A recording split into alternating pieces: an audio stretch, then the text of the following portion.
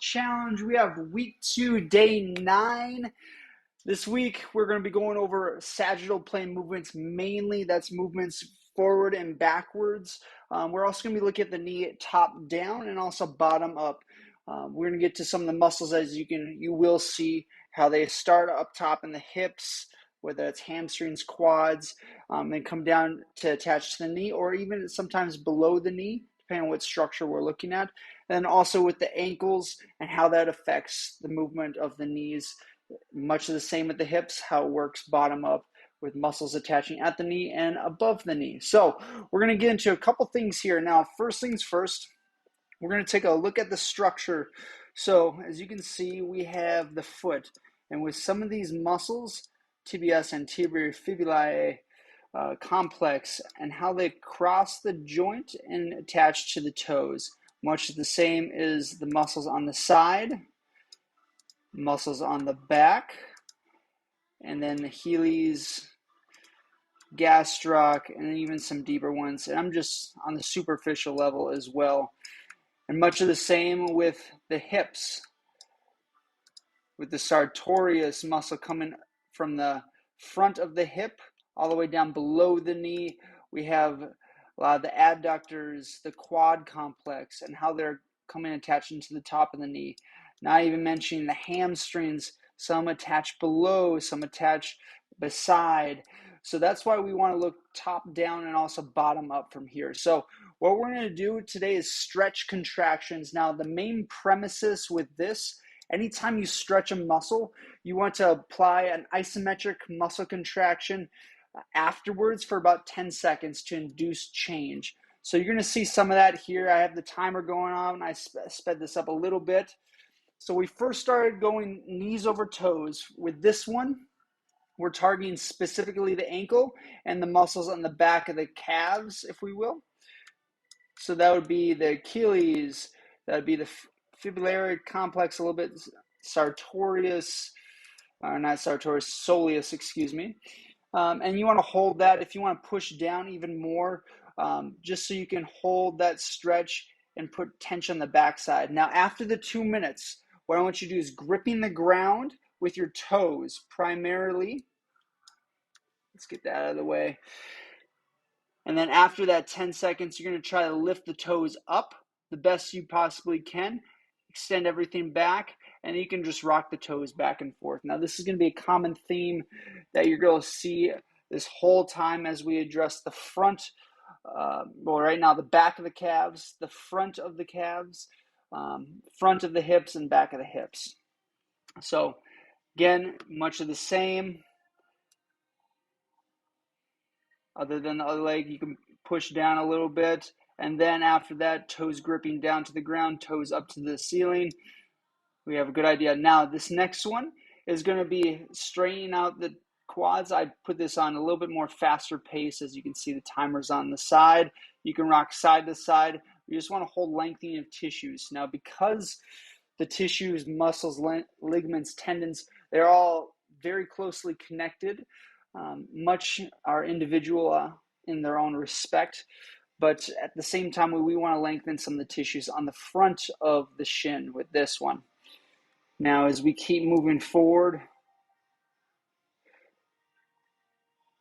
you're then going to put pressure of your toes down to the ground. And it's not very comfortable. So if you have to do this with a blanket on the ground, a blue foam pad for more cushion, it's pretty much bones on the ground for most people. After that 10 seconds then you're going to lift your toes up to the ceiling as you're in that same lengthened state.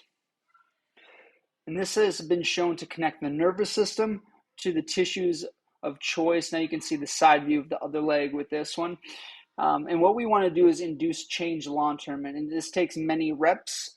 And that's why going over this challenge and giving you one new thing or newer things will help pretty much keeping your body adapting and not second guessing.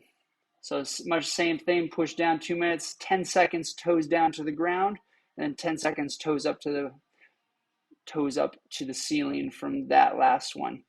Okay, now next one we're going to get to is more the front of the hip. So For most people, they're going to look at this as hip flexors. I'm looking at it as hip flexors. Let's go back up to this. So that can be anything from the quads.